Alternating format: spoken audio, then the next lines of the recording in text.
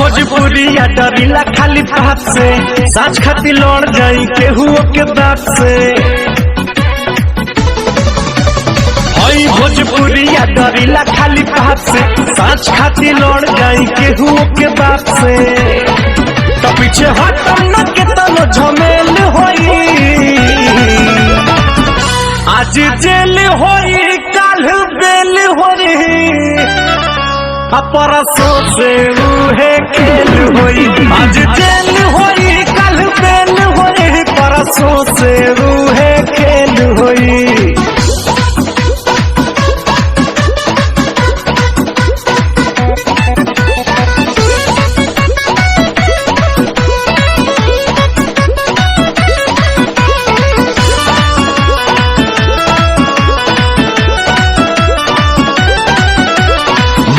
पगरिया अमुहवा में पान बा, पिस्टल कमर में असीना उतान बा। इहे तो असली भोजपुरिया के पहचान बा। इहे तो असली भोजपुरिया के पहचान बा। भारी सौ पर एक अकेल होई,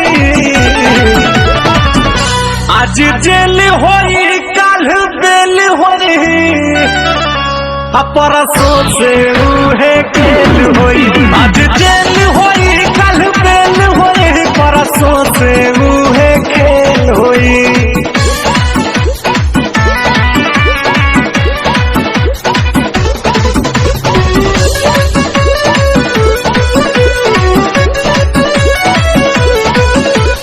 पाका हई हम अपना जुबान के, ले हम जान बात आई जान पे।